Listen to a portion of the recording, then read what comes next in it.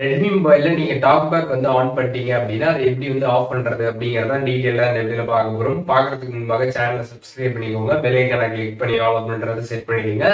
So நீங்க Redmi மொபைல்ல talk back வந்து ஆன் பண்ணிட்டீங்க அப்படின்னா நீங்க அதுக்கப்புறம் பாத்தீங்கன்னா உங்களோட போனை வந்து சிங்கிள் ஃபிங்கர்ல பாத்தீங்கன்னா வந்து யூஸ் பண்ண முடியாது. 2 ஃபிங்கர் வச்சுதான் நீங்க வந்து போனே வந்து ஸ்வைப் பண்ற மாதிரி வந்து இருக்கும்.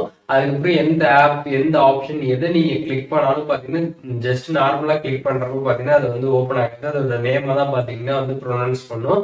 அதனால பாத்தீங்கன்னா நீங்க எல்லா ஆப்பையுமே வந்து கிளிக் பண்றப்போ பாத்தீங்கன்னா வந்து டபுள் டேப் கிளிக் பண்ணதான் பாத்தீங்கன்னா வந்து ஓப்பன் ஆகும். அதுக்கப்புறம் தான் நீங்க செட்டிங்ஸ்ல போயிட்டு டாக் பேக்னு சர்ச் பண்ணி நீங்க வந்து ஆஃப் பண்ற மாதிரி வந்துருக்கும். அது பாத்தீங்கன்னா ரொம்ப ரிஸ்கான ஒரு விஷயம். அதனால பாத்தீங்கன்னா நீங்க வந்து ஈஸியா பாத்தீங்கன்னா டாக் பேக் வந்து ரெட்மி மொபைல்ல வந்து ஆஃப் பண்ணிடலாம். ஜஸ்ட் உங்களோட ரெட்மி மொபைல்ல இருக்கக்கூடிய வால்யூம் பட்டன் இருக்கும்ல, அதுல வந்து இன்க்ரீஸ் பண்ணக்கூடிய பட்டன் இருக்கும், அதுக்கப்புறம் டிக்ரீஸ் பண்ணக்கூடிய பட்டன் இருக்கும். அந்த 2 பட்டனையும் பாத்தீங்கன்னா வந்து சேம் டைம் பாத்தீங்கன்னா வந்து கொஞ்ச நேரம் வந்து பிரஸ் பண்ணிட்டே இருங்க. அப்படி நீங்க வந்து பிரஸ் பண்ணிட்டே இருக்கிறப்ப பாத்தீங்கன்னா வந்து இந்த டாக் பேக் பாத்தீங்கன்னா கம்ப்ளீட்டா பாத்தீங்கன்னா ஆஃப் ஆயிடும். ரொம்ப சிம்பிளா நம்ம வந்து ஆஃப் பண்ணிக்கலாம்.